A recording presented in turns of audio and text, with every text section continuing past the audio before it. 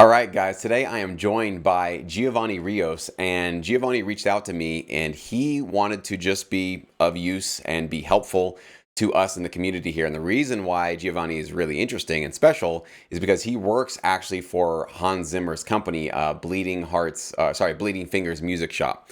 And so that is a really enviable position. And I know it's a job that a lot of you guys really, really want. And you're probably really curious about how do you get into a position like that? And what does a life in that sort of a job feel like? And what kind of work do you do? So that's what Giovanni's here actually to share with all of us is his experience, his life, and what's going on. So Giovanni, thank you so much for being here with us, man. Why don't you go ahead and introduce us to how you got started into film composing maybe many, many years ago? Yeah, man. I'm actually from Puerto Rico, so I started actually in just music in general since I was super young. I played the guitar when I was really young, and I played in bands, and I played in a lot of places. Um, Film music and TV music was always kind of like my passion. I grew up in those '90s music in terms of like '90s film music that we all know and love, and I was always super passionate about. But I think around when I was in college, in music school, is when I started to kind of get my hands a little bit dirty in terms of programming my own stuff, making my own music, using the DAW, and that's when I realized that, maybe this is kind of, the way to go for me because even though I love playing live with, other musicians and I love playing music and overall, really, really my passion was always, writing music, and yeah, I think after college, I actually started programming some stuff for like different bands and like some different ads and like different videos and doing music for different stuff. But it wasn't until probably around 2014, 2015 where I decided I was still in Puerto Rico. So I decided like, hey, let me just try and give it a go. I remember a professor of mine in college told me, you should go to LA. You should, if you want to pursue this, you should go to LA. I'm not saying that nowadays it needs to be like this because it nowadays with technology and like how this pandemic worked out, honestly, you can probably do music anywhere. You can have, a cool rig and you can go anywhere you want. But for me at that time, I really wanted the experience. I really wanted to experience, what it was to either be with a composer and like work as an assistant. So I just came here and actually, started working, and that's yeah, that's basically kind of like my story, honestly. Right on, man. Um, So the $1 million question everybody's going to want to know, how did you start working for Hans Zimmer? How did you get into that position? well, yeah, okay. So basically, just to make the long story short, the Hans Zimmer thing is Bleeding Fingers came because Hans got together with Steve Kofsky, who's his business partner, and got together with Russell Emanuel, who's the Extreme Music CEO. And they got together and they decided to just make this company, right? So, and how I got to where I am right now, I got to a point probably around 2017 that I started kind of emailing and communicating with composers because I was like kind of like listening to other people saying that the best route was to get an assistant position, just getting to assist somebody that can help you develop your skills, and get to the next level in terms of writing for either film, TV, sync licensing, all of that. And it was actually a pretty sweet gig because I communicated with a lot of composers that already had the positions all filled out, and I emailed this guy, Jacob Shea, he's done Planet Earth 2. He's done several big shows, and he used to assist Hans back in the day. So he was the first composer that started Bleeding Fingers music, right? So um, when I messaged him, he replied saying like, "Hey, I actually have an assistant position that's open," which is rare because it's usually composers are already, they already have their their assistants. So for me, it was just, like kind of like a dream come true. So he was like, just come down, let's talk, let's see like if we click. And that's exactly what happened. I came down, we met each other, and we just clicked, and he just listened to my music. We talked for an hour or so, and he said, so basically this is going to be like half and half. This is going to be an assisting job, and this is going to be a writing job. So it was both. So it was sweet, because you usually start an assistant, you start doing all the technical stuff, you start doing, all the printing, and you start doing all the stemming, and you start doing all the technical, plugins and like all that. So it's kind of sweet that I was kind of doing both, right? Because in order for you to be successful in this industry, you need to be very well versed in all the different things, like composing, like technical difficulties that happen every now and then, probably a lot more than so, but yeah, I certainly got with him for like 2 years. And after the 2 years mark, I basically kind of graduated, right? And immediately Russell talked to me, and he was like, hey, like I want you in the team as a composer. So I just took the gig, and it's been 3 years, and it's been awesome. A lot Right of on, work. man. It's been awesome. Yeah. Well, congrats to you. That obviously does sound like a dream come true. Like your Yeah. intention to kind of work your way into that field Yeah. worked out beautifully. So that's really Yeah. great. So how much of this work is library work? How much of it is custom composition for film? Like walk me through sort of the is it all of those things? Is it particular projects? Like how does Mhm. your workflow really look these days? It's it's difficult to say, because it's all the way around. Like we're definitely working for the Extreme Library, and we're doing albums pretty much weekly. Um, but we're also doing a lot of custom work for clients. We're working on different shows. Sometimes when we get into a show, because we do pitch for big shows, right? Um, and because we're a collaboration of, we're a team with like different composers. We are individuals, but at the same time, we try to work with each other. So in terms of writing music, it depends on what projects you're in. So for example, right now I'm in a project that it's to picture, right? And it's a pretty big project. So I try to handle it. Right now I have an assistant, so it makes it a lot easier for me to kind of give him some stuff that he can handle in terms of, library work, or in terms of other type of shows that maybe are not on the priority list, that it's not due yet. So he takes care of that while I work on the picture, and while takes that serious, because it has, it depends on the deadlines. It always depends on deadlines, but we always try to keep ourselves super busy. I'm that kind of guy that I literally work every single day. And yes, I do take my moments to be with my family, and all of that. Thankfully, I have this studio here, and I have also basically a duplicate studio at my house, my home. So it's pretty sweet, because I can get to, write through the day, and like, in the evening I could just go home and just keep on working at home, but kind of like balance it out a little bit, just to be at home with a family and stuff. So yeah, basically keeping myself super busy between like library work, between custom jobs, between picture. So yeah, pretty much everything.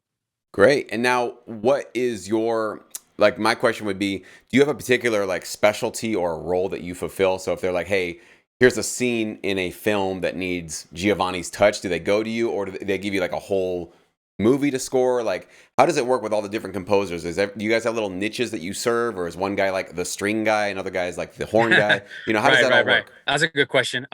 So basically, everybody here can do pretty much everything, Hmm. but definitely everybody's strong in their different ways, right?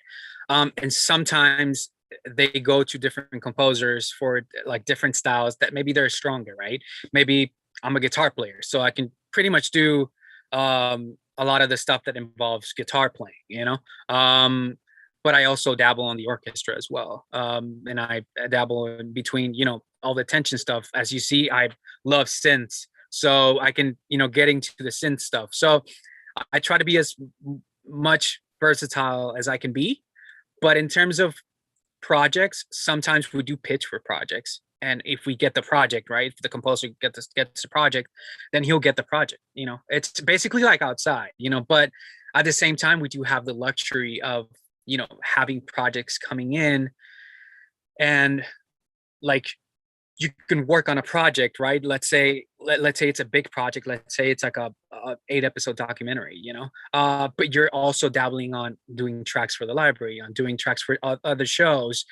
The good thing about being here is that they can divide that with like other composers. We can just say like, I can grab 4 episodes and the other composer can grab 4 episodes, and we can just work with each other and make it cohesive and make it sound good. So that's it's kind of like a collaboration, and also working with Russell, who's the CEO. He's really a genius because he basically produces this stuff with us. So before it goes to the client, it goes to him. So he listens to the music and he's like, oh, this is cool. Let's do this, let's do that. And we kind of like feed up with each other, so it's a really nice collaboration. And yeah, it really depends, but we always try to do everything. And obviously you're not going to be perfect on everything, but if you practice every day, if you write music every day, and if you really listen to music every day, like all the different genres that you're not necessarily super strong, you can get better. It's just all about practicing and just being patient. That's it. So yeah, that's basically how it Very works cool. around here. Maybe you can talk about some of the notable placements, films, TV shows that you've gotten placements with already. That might be really cool for people to know. Yeah, well, just to name a few, the old MasterChef. I've done a lot of music for MasterChef. I've done a lot of music for Lego Masters, which is another cool show by Fox. I've done music for Alaskan Bush people. I've done music for Mountain Men. I've done music for Chord Cam, NFL, just to name a few. But I've also written a lot of music for documentaries and like series. And I have a show out called The Courtship. I did the theme music for that. The Courtship is like on NBC. I think a Peacock and all that. Wow, congrats, man. That's a big Yeah, placement. thank you, man. Yeah, Huge. it's really cool. And I did that, and I also have a documentary coming out May 30th, I believe so. It's about Theodore Roosevelt's life. Um, it's going to be a really cool show because the executive producer is Leonardo DiCaprio. Oh, nice. I think it's going to be pretty cool. And it's a really well done show. And yeah, just to Very name a cool, few. man. Well, That's yeah. congrats on all that. I want to actually ask you an interesting question. So, if you can maybe rewind a few years before you got into what you're doing now, did you have a vision of like, you know what, my music is going to be in trailers, or my music is going to be in film, or it's going to be in TV? Did you have a specific place that you envisioned your music being before you got into all this? Well, film. Film, okay. Yeah, definitely film. But I've always been open to anything. I literally, what I wanted is make music every day, and it doesn't matter where it goes, as long as I'm making the music that I love and I'm doing my art and they're paying me. That's all I want, right? That's the dream. So in terms of going back, film was what I grew up with, So obviously I love film, and we do get to dabble in films every now and then. I made some music for I don't know if you remember that Children of the Corn. That's like an old school film. Hmm. They remade it. So Jacob Shea and I made the music for that movie, and it was a really cool experience. And we tend to get some films every now and then. So yeah, it's cool film. But honestly, I've really fell in love with documentaries. Like documentaries for me, it's just so insightful. It just tells you like the full on story every now and then. It's all in like one package, and you get to explore like sounds, because it's not just one episode. It's just not 1 hour only. It keeps on going. You can develop stuff, and I love that. So yeah. I'm glad that you shared that, because I just put out a poll on my YouTube channel and I asked people, I said, all right, where do you see your music being placed? And the options were trailers and films, think reality TV shows, ads and commercials, or D, anywhere I can be of use. And Right. it's a trick question because there actually is a correct answer to that. And it is, if you want to do this full time and you want to really succeed, it is D. And I think it's really cool that you sort of echo that philosophy, that you still have Yeah. your eye on the prize in terms of you really go for those film opportunities. And I'm sure in your future, it sounds like you are going there in one way or Hmm. another. Hmm. But you definitely had this open mind to say, well, that's the ultimate goal. But in the meantime, like, I do want to do this full time, and I do have a gift to offer. Hmm. So maybe my music would be great for a reality show or a competition show or a jingle or a theme or whatever it is. So I And it's think that. definitely, and it's definitely the sorry to cut you off, but Go ahead. like Yeah. definitely is super important to say that sync licensing music, it's gonna be the future. Like one way or another, like the budgets are getting a little bit smaller for like, for production. So in terms of licensing music, it's I feel like it's super important because that's something that's just like never gonna die. Like if you have a solid catalog and different libraries, um, you're gonna bet that you're gonna still be receiving good money until the day you die. So I feel like it's super important for you to get your hands on anything and everything you can, because one way or another, it's gonna help out.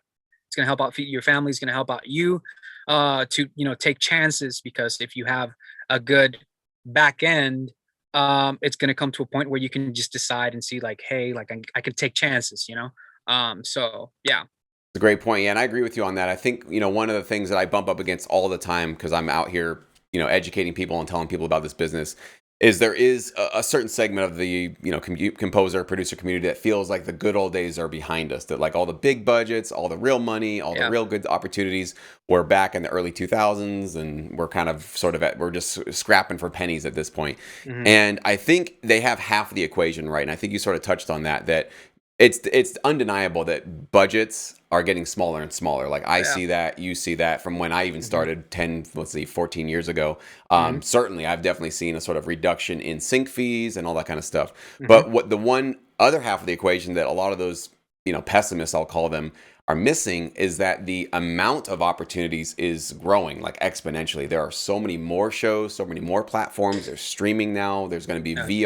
VR. There's going to be all these new places where they might all not individually be throwing you 10 grand, 20 Hmm. grand for a sync fee, but maybe a grand or two here and there. And Hmm. basically, if there's that many more opportunities, then it becomes sort of a business of stacking up smaller payments, which is kind of what the music business has been from the beginning. For For most sure, artists, for sure. they'll tell you that they're getting these royalty checks, which end up in tens or hundreds of thousands of dollars, but each individual payment was 10 cents, 20 cents, that kind of a thing. Uh, So it's um, growing though. It's growing. It's it's definitely growing, growing. exactly, and that's the one part of the equation that I always try to really emphasize to everybody, to say, like, try not to listen to the naysayers, because I mean, Uh, who knows the future? Nobody knows the future, but I do see this as a trend that's just been happening for my entire career, which is, yes, the individual small, bigger opportunities are maybe whittling down, getting smaller and smaller, but mhm. how many different types of opportunities can we throw our music to? So what I love about your approach, and this is, I think, echoes what I've done, is you and I did not just sort of throw a single hook into the ocean and say, I want to Mhm. be this composer, right? And then sort of just hold on to that one hook and just hope that somebody bites to it. No, You put a net out, you sort of went out there and said, all right, I will capture all of these different opportunities, exactly. if as long as it's useful for me. So that's really Mhm. cool. I want everybody to really please pay attention to this, because this is wisdom speaking to you, because I run across so many people trying to get into this business, and it's like, well, I want my music to be in a car commercial. Like, it might be, and that's great, but don't pigeonhole yourself. Don't think so Mm. small that you start to like you kind of black out all the other opportunities that are around you. So that's great, man. Mhm. So let me ask you about, like, let's go through a typical day in your life. So are you going into the studio every single day? Do you work from home some days? And then what is a typical like hour load? Like, how many hours are you putting in? What are you doing most of the time? Is it mostly composing? Is it mostly business transactions? Like, what are you really doing on an average? I know every day is, of course, different, but walk me Yeah. through the more typical day you could have. Yeah, well, I'm doing kinda like a hybrid thing. I'm kinda coming into the studio and like, several days a week, because we have meetings and like, have meeting with producers and stuff. So it's good to be around just in case. And we have project managers also that like handle all the kind of like intermediate, talk between the clients and so uh sometimes depending on the project, right? Because sometimes it's more direct.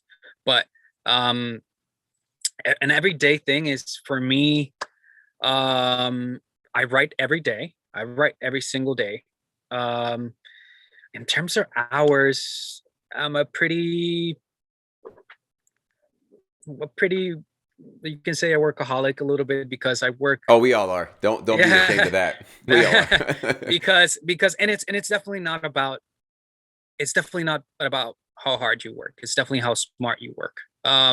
Because you can work super hard and work 20 hours, but are the 20 hours really are you bringing the best out of you in that music? Really? Is it really, So for me, a good day is really around 10 to 12 hours, sometimes pushing it to, 13, 14, depending on like deadlines and all that.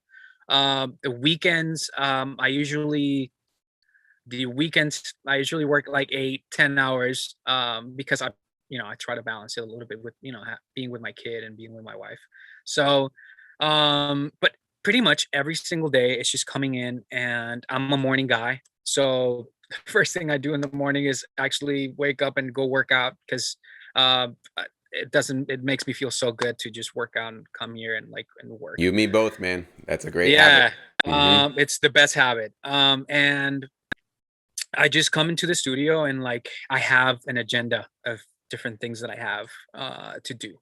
My notes, I have everything written down in terms of priority, what I have to do here and there. And I always try to finish whatever I'm doing in the day. And if I need to do a track the next day, I always try to put an idea down at the end of the day. I always do that. I put an idea down for the next day, so the next day I'm fresh and I can listen to the idea and I can see oh, hey, yeah, this has potential. I got into this groove with experience that I know kind of what it works and what it doesn't. So I I've gotten into that habit of just literally I write the whole day. I finish whatever I need to do that day. At the end of the day, I just put an idea down.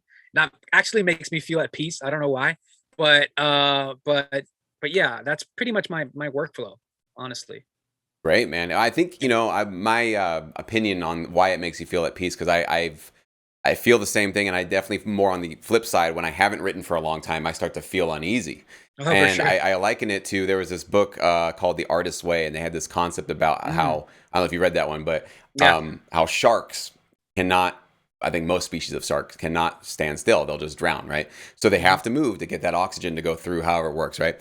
And Yep. so, creative people, we're kind of like sharks in that if we are born with this gift, it's also a burden in a way, because if we don't Yeah. exercise it and use it and do something, even if it's literally a couple of chord progressions or just loading up a session, Yeah. doing something, Hmm. you start to feel like you're drowning. You start to feel like you're withering away, and your spirit and your creativity just feels a little stale.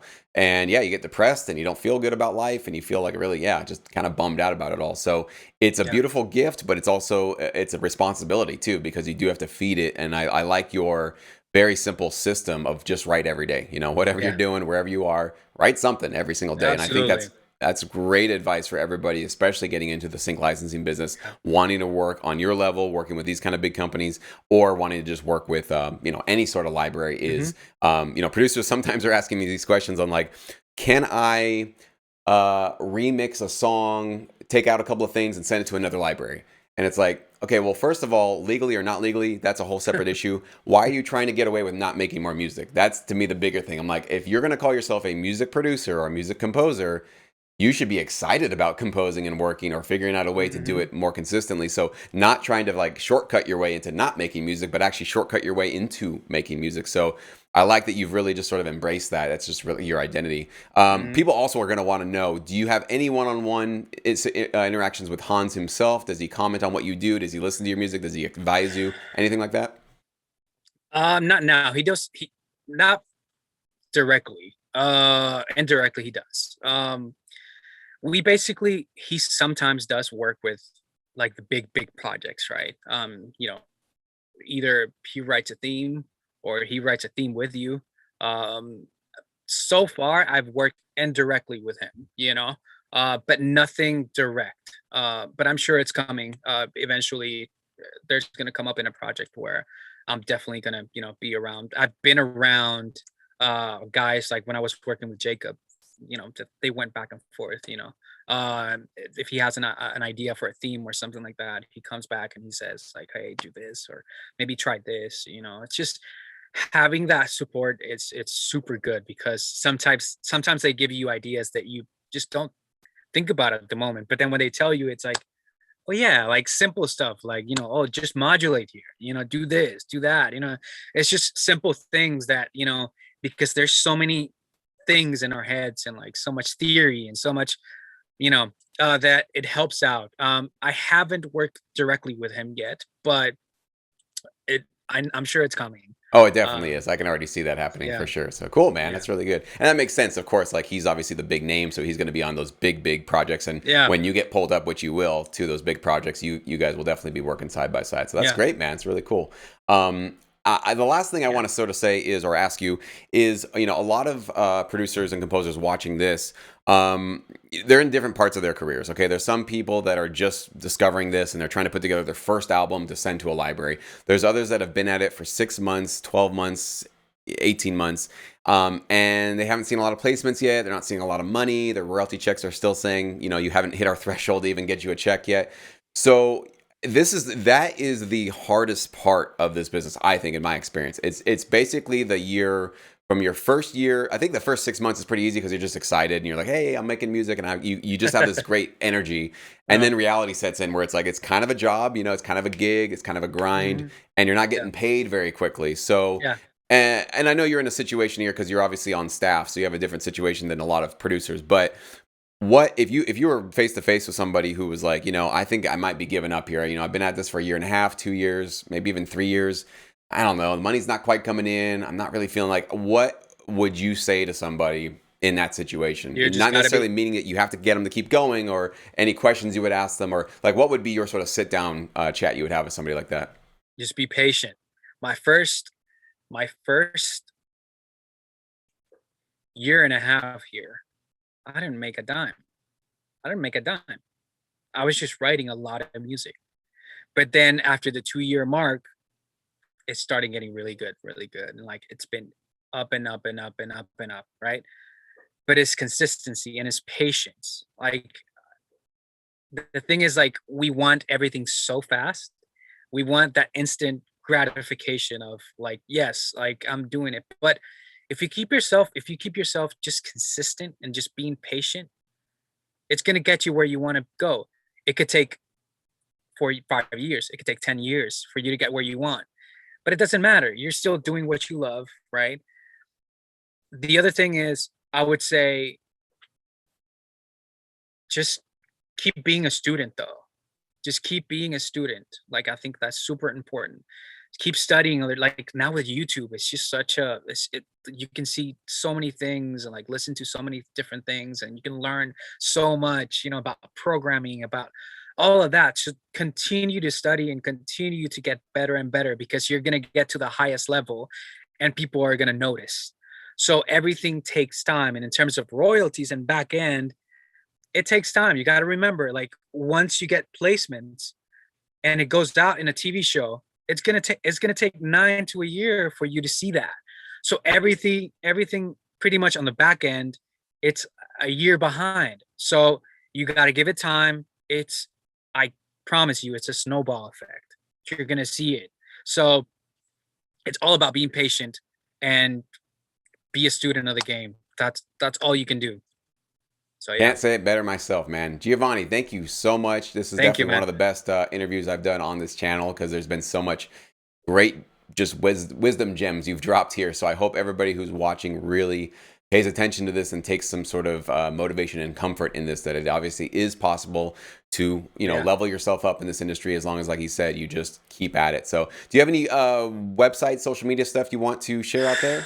Well, you can go to the Bleeding Fingers music shop website, where you can see some different stuff. IMDb, Instagram. You can find me on Giovanni Rios.